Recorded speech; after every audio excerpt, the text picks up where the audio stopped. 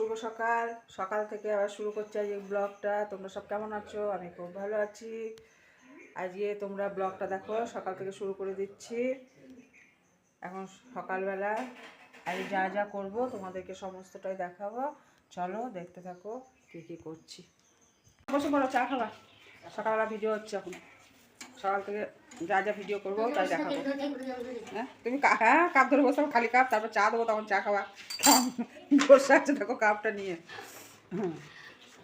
সকালবেলা পেছনে লাইটটা জ্বালানো হয়নি বলে দেখা যাচ্ছে না সকালবেলা। এই দেখো পরিবেশটা তোমাদেরকে দেখাই। আজকে আকাশে মেঘ হয়েই আছে। দেখো সকালবেলাতে বৃষ্টি আসবে নাকি। আচ্ছা ভিডিও করছি, সকাল থেকে ব্লগ করছি, সবাইকে দেখিয়ে দিলাম। চলো তাহলে চলো সারাদিন যা যা করবো তোমাদের দেখাবো, দেখতে থাকো। এখন রেখে দিচ্ছি, দিয়ে চাটা খেয়ে নিচ্ছি।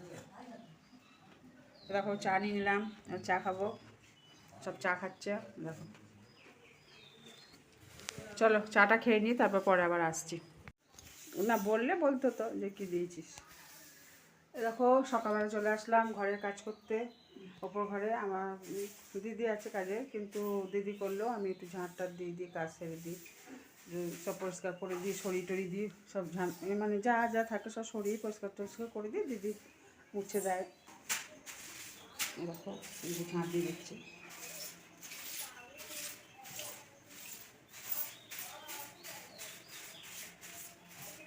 এটা আমাদের ওপর ঘর, ওপরে সব এসে দেখো ঝাঁটটা সব দেওয়া হচ্ছে।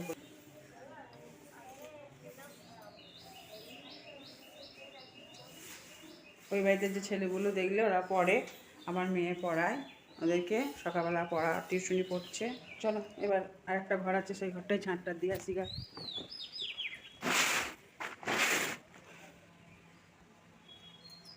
চলো এই দিকটা তোমাদেরকে কোনো দিন দেখাইনি, এটা আর একটা ওপর আমার। এই ওপরে আসলাম, ঝাঁট দেবো, পরিষ্কার পরিচ্ছন্ন করবো। চলো ঝাঁটটা দিয়ে দিই। এক হাতে বলেছি না তোমাদেরকে ভিডিও করতে খুব অসুবিধা হয়, ওই জন্য সবটা দেখাতে পারি না।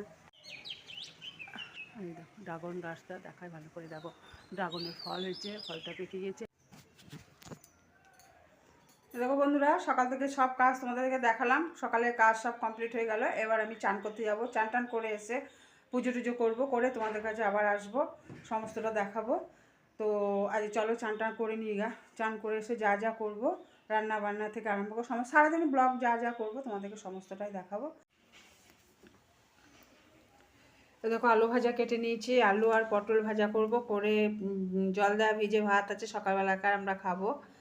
তো আলুটা ভেজে নেবো। চলো এ দেখো জল ফুটিয়েছি। এই শিউলির পাতা আর তেজপাতা আর আদা একসঙ্গে ফুটিয়ে খেলে পরে শরীরের যে কোনো ব্যথা যন্ত্রণা সব ভালো হয়ে যায়। তাই আমি দেখছি পরীক্ষা করে হয় কি না, তার জন্য জলটা ফুটালাম, খাবো এবার। দিয়ে তারপরে তোমাদেরকে আবার সমস্তটা সব কিছু দেখাবো। চলো আলুটা ভেজে নিই।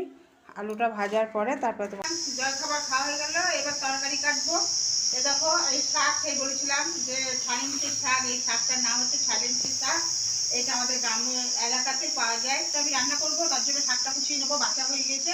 আর করবো আজকে ছাড়িন্তির শাক, আর দেখো ঝিঙে পোস্ত করবো। আজকে তো খরবা, আর আজকে নিরামিষ হবে, আজকে মাছ মাংস হবে না। সেই জন্য আজকে বিউলির ডাল, ঝিঙে আলু পোস্ত আর ছাড়িন্তির শাক, তার জন্য এগুলো কাটবো, কেটে নিয়ে তারপরে তরকারি করবো। এই দেখো থোড় রান্না করবো। এই কটাই আজকে হবে। যাই হোক আমি তরকারিটা কেটে নিয়ে আবার রান্না বসাবো, তখন তোমাদের কাছে আবার আসবো। চলো তরকারিটা কেটে নিই, শাকটা আগে কুচিয়ে নিই।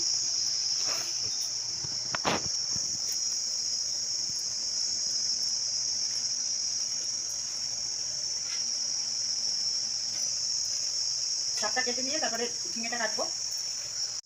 এই দেখো বন্ধুরা তরকারি কাটা হয়ে গেছে, ঝিঙে আলু কেটেছি, এদিকে শাকটা কেটে নিয়েছি, এদিকে থোড় কেটেছি, সমস্ত কাটা হয়ে গেছে। এবার আমার রান্না করার পালা, আবার রান্না করবো। দেখো এই দেখো ভাতের চাল নিয়েছি, চালটা ধুয়ে দেবো। ভাতে হাঁড়িয়ে বসিয়ে দিয়েছি, জল দিয়ে দিয়েছি, জলটা একটু গরম হলে পরে চালটা দিয়ে দেবো।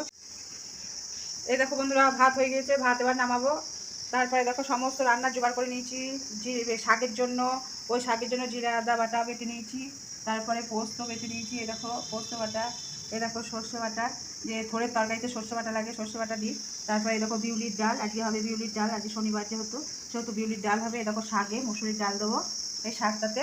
যে মুসুরি ডাল দিয়ে শাকটা রান্না হয়, সেই সব জোগাড় করে রেডি করে নিলাম। এবার রান্না করব। চলো, ঝিঙে আলু পোস্ত।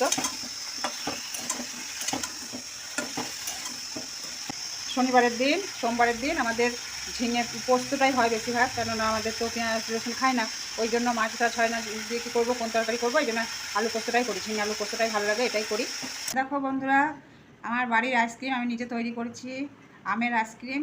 এই দেখো কত সুন্দর, ফ্রিজে রেখেছিলাম, এই দেখো কত সুন্দর আইসক্রিমটা হয়েছে।